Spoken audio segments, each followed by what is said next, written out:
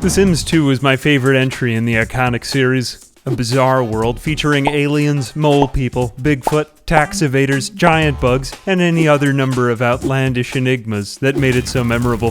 So after I wrestled it into installation on my PC over the last week, I decided I wanted to try something I had never done before.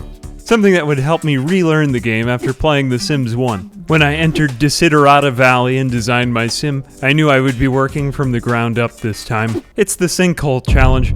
Start in a pit deep below the earth and labor in any way possible to raise enough capital to escape back up to the wider world as a free man. But wait, there's a twist. Normally, there's no time pressure to complete this goal, but if I can't do it in about a year, my sim, Brad Pitt, get it?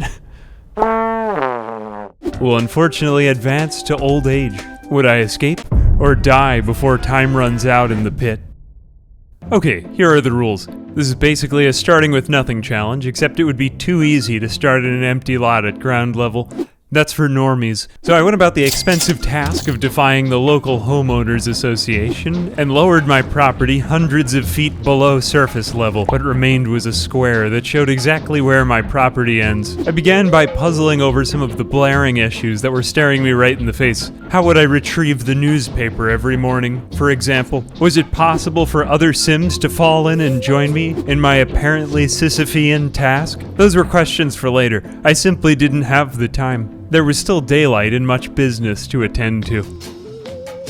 So the life of Brad Pitt began with some bird watching. Not the Brad Pitt you're thinking of. This is the story of this Brad Pitt we're talking about today. The leader of the local HOA was beside herself. Not only had I changed the character of the neighborhood, but I was about to completely tear up the yard. You see, when you have only $1 in your pocket in The Sims 2 and you're unable to retrieve the newspaper to find a job, you turn to the only method of rapidly acquiring capital that's possible. Dig up the entire yard in an effort to unearth buried treasure. Untold hordes of bullion may lie beneath your very own home. So I subversively removed my shovel from my pants and began the excavation on the property that was rightfully my own. Neighbors be damned. How, after all, would they possibly arrest me? If they did, that would achieve my goal anyway. After a full day of digging to China, I discovered 4 spouts of water and fell into a surprise fit of narcolepsy. No treasure, but I uncovered 12 valuable rocks, 3 maps, 9 bones, and various sculptures with a combined sale value of 3,610 simoleons. Bingo. I bought the most expensive refrigerator because it's the only appliance I required to stay alive, at least for now, until the winter. But building is expensive in The Sims, and landscaping is even pricier. If I was aiming to escape from this abyssal fissure in the earth, I'd need to set my sights and aspirations on becoming a bacon bringer. Hence the suit and tie. Dress for success, even if you're a ditch digger. So I spent the first 24 hours rousing Brad Pitt from slumber whenever he fainted of exhaustion. At last, upon the break of day 2, I found enough resellable subterranean junk that I could afford the best of beds. The colonial ironwood. Look upon my wealth. Passers-by appeared surprisingly nonchalant at the spectacle that lay beneath. So between days 2 and 3, I continued my excavation. Most of the time it was just garbage and worthless debris, but I eventually dug up buried treasure. I sold it for 5,000 simoleons, well within my means to build a real house instead of just camping outdoors on display for pedestrians overhead. And the great indoors. Crappy table, expensive, ornate chair, sexy bathtub. These I exchanged my treasure for. As long as I kept buying refrigerators stocked with snacks, I wouldn't starve. So the next step on day 3 was to build upward toward the surface. I was still living at rock bottom, literally, and with the autumn ending soon, I'd need a taller house better capable of withstanding the onslaught of winter's snows. Perfection. So by day 4, I was a homeowner, sharing equity in that great enterprise we call America. My next ambition was to spend more time inside. After all, a man of such high society shouldn't be subject to backbreaking labor to earn his living. So I reinvested my treasure money into buying a computer. I would earn my keep by writing a novel online. The novel was about a fish with only one wish, a desire for world peace.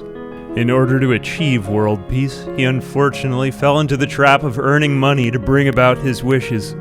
The entire rest of the book is just about a fish earning money. Notes from Underground. It has this cover. In the evening, I retreated to the sanctity of my new Zen garden, which I also purchased to overcompensate for the void of human interaction. I was chatting with babes online, sure, but in pursuing wealth, I was beginning to develop a bad habit of decadence, whereby I relied upon purchasing increasingly expensive items to cope with the stress of modernity. A psychological implosion was probably imminent. Nothing screams psychological implosion like having a rave party by yourself. So I embraced decadence on my way upward. New paintings, new bookshelves. I even used my aspiration score to buy a money tree. Yes, a money tree that I planted outside in my yard. It all went toward the purpose of making subsurface life seem more enjoyable and tolerable before I made it back up to the sidewalk, and all the dreams it promised. At last the snows fell, and I did what any single man experiencing a midlife crisis in his mid to late 30s on the brink of a violent fugue would do. Stayed inside and played SSX3 on my computer as I gradually raked in the dough from my money tree and best-selling novel royalties. Life is a Kafkaesque nightmare with a gradual upward trajectory. But anyway, enough side questing. I put that money to work with a third, fourth, and fifth floor, but before I knew it, I ran out of money again and I had reached the height limit on building, still woefully hundreds of feet well below the surface. I would need to resort to greater lengths to earn the money I required. I had a plan, but I'd need more money to set it into action. So I wrote another best-selling novel. The novel was about a ladybug. The ladybug moved to the city. One day, the ladybug discovered a clue, which led it to fight the evil alien overlord and save the city. It was rewarded by the mayor with a cash prize, and they all lived happily ever after. Thanks to my artistic storytelling genius, along with the supplemental income from the underground riches on my property, I was able to do the unthinkable and raise the largest mound of dirt beside my home. Huge and bewildering. When I couldn't get onto it, though, I just started building upward from the ground itself. An exorbitantly expensive pile of dirt. Tens of thousands of dollars. It wasn't pretty. It wasn't the dirt I wanted. But it was the dirt I deserved. I grew a little anxious here. I was already halfway to becoming a senior citizen. Would I escape the pit before I became old and frail? Or make it out with the sanguine vigor of youth coursing through my veins? There was, up the financial aspiration tree, a fountain of youth.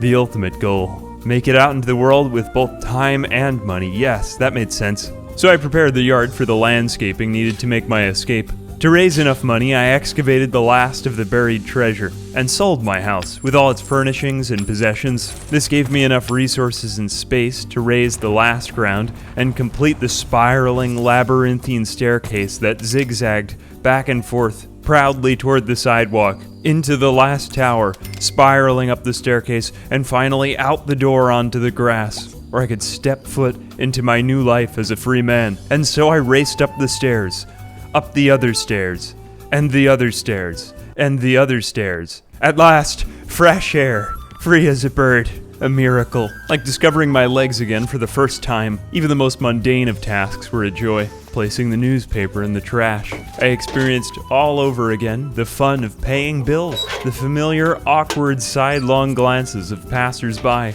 But my time was short, and like Cinderella's coach, transformed into a pumpkin at the stroke of midnight, so too did old age ravage the youth that I began that intrepid journey to the surface. Ah, woe betide.